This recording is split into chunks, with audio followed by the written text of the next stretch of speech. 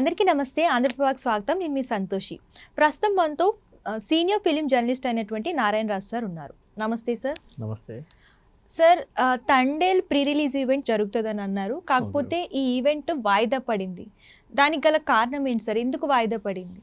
ఇప్పుడు నాగ చైతన్య సాయి పల్లవి కాంబినేషన్లో ఒక మంచి కాంబినేషన్ ఇది. అంటే కమర్షియల్గా కూడా మంచి ఎక్స్పెక్టేషన్ ఉన్న కాంబినేషన్ అది. సినిమా కూడా ఈ సినిమాకు నేపథ్యం మనం గతంలో చెప్పినట్టుగా శ్రీకాకుళంలో జీవించే మత్స్యకారులు.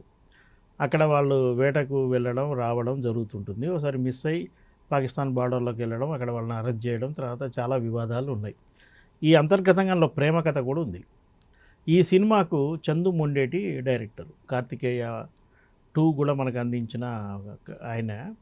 సాయి పల్లవి హీరోయిన్ అయితే ఈ సినిమాకు క్రేజ్ వస్తుందని అన్నాడు. ఆ విధంగానే జరిగింది. పైగా ఈ సినిమాను ఒక పాన్ ఇండియా లెవెల్లో ప్రొజెక్ట్ చేస్తున్నారు. కార్తికేయ 2 సినిమాతో నార్త్కి కూడా చందుమోండేటి పరిచయం కావడంతో ఆయన తదుపరి సినిమాను కూడా ఈ తండేల్ను నార్త్లో కూడా ప్రమోట్ చేస్తూ రిలీజ్ చేయబోతున్నారు. ఇప్పటికే చెన్నైలో కావచ్చు, ముంబైలో కావచ్చు, కేరళలో కావచ్చు దీనికి సంబంధించిన ప్రీ రిలీజ్ ఈవెంట్లు జరిగాయి. అంటే సక్సెస్ఫుల్గా జర్నీ అవుతుంది.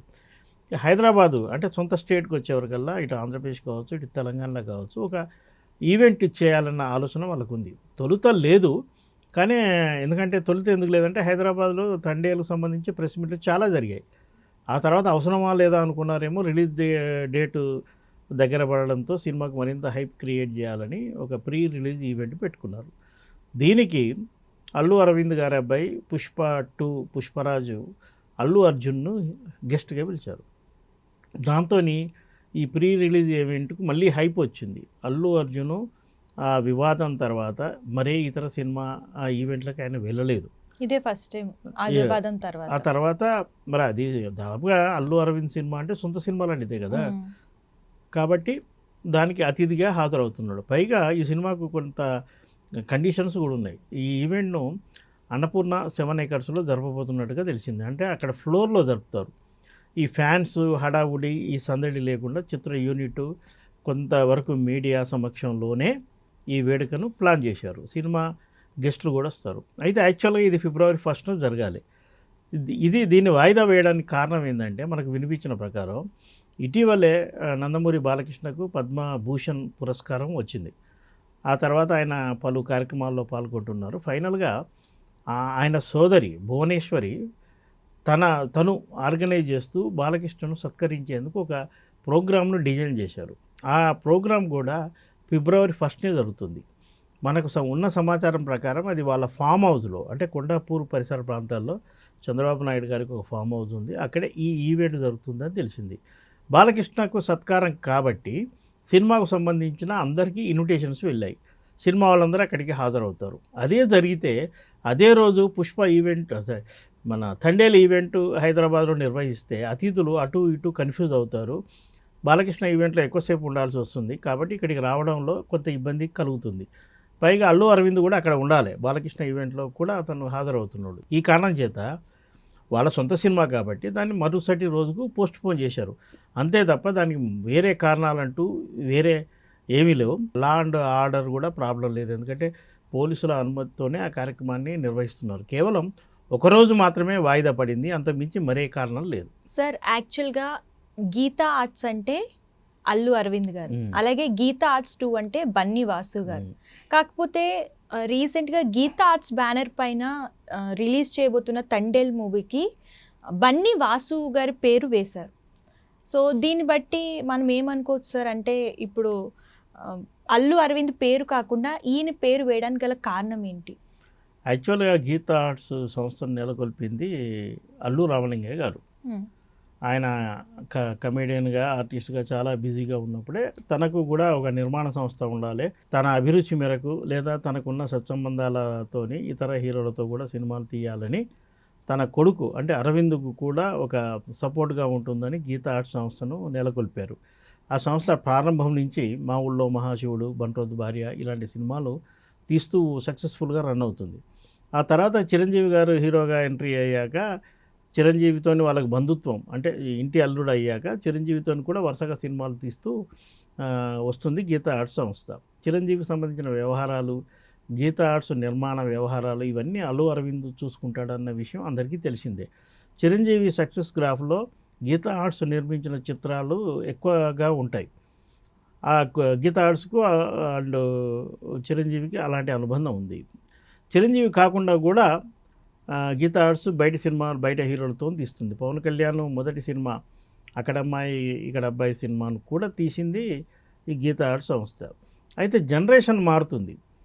ఒక వైపు అల్లు అరవింద్ వరుసగా సినిమాలు తీస్తూ వస్తున్నాడు. తన కొడుకు వచ్చాక అల్లు అర్జున్తో కూడా తీస్తున్నాడు. ఇతర హీరోలతో కూడా ఆయన ప్లాన్ చేశాడు. అంటే ఇప్పుడు 100%లో నాగ చైతన్యతో తీశాడు. మోస్ట్ బ్యాచులర్ సంథింగ్ ఆ సినిమాను అఖిల్తో తీశాడు.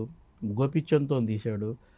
ఇలా విజయ్ దేవరకొండతో తీశాడు. ఇలా వరుసగా సినిమాలు తీస్తూ వస్తున్నాడు. అయితే ఆయన చాలా ముందు చూపు ఉన్న వ్యక్తి.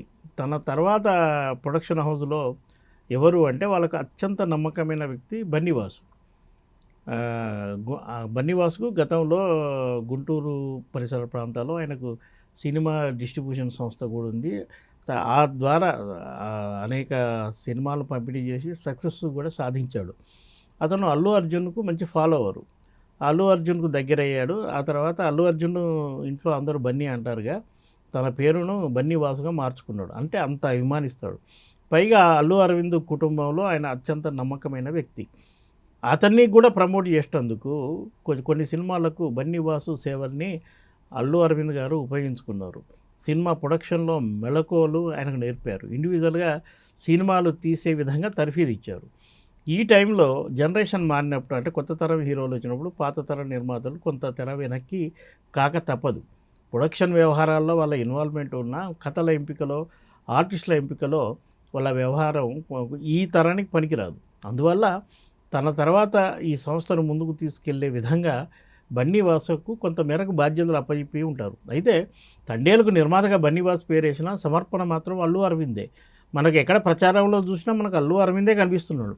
సాంకేతికంగా నిర్మాతగా బన్నీవాసు పేరు మాత్రమే పడింది. అల్లు అరవింద్కున్న పలుకుబడి, సత్సంబంధాలుతోనే ఆ సినిమాలో ఇతర హీరోలు యాక్ట్ చేస్తుంటారు. అయితే కొత్త తరం సబ్జెక్టులు కూడా ఎంపిక చేసుకోవాలంటే కొత్త తరం జనరేషన్ ప్రొడ్యూసర్లు కావాలి. దానికి సరైన వ్యక్తిగా బన్నీవాసును వాళ్ళు భావించారు. అతన్ని ఇంటి మనిషిలాగే మనం పేర్కోవాలి. అరవింద్ గారికి 3 అబ్బాయిలైనా వీడు 4వ అబ్బాయిలా మనం భావించవచ్చు. దీనిలో ప్రత్యేకంగా చూడాల్సిన అవసరం లేదు. బన్నీవాసుకు టెక్నికల్గా అప్పచెప్పినా పూర్తి కళ్యాణ్ మాత్రం అల్లు అరవింద్ చేతిలోనే ఉంటాయి. ఓకే, చాలా మంది అంటున్నారు ఫ్యూచర్లో మనం అల్లు అరవింద్ గారిని నిర్మాతగా చూడలేమని అంటున్నారు. సో ఇందులో ఎంతవరకు నిజముంది సార్? ఇప్పుడు అల్లు అరవింద్ ఏదో స్క్రీన్ మీద అద్భుతంగా నటిస్తాడు, ఇక రిటైర్మెంట్ అవుతుండంటే మనం బాధపడాలి.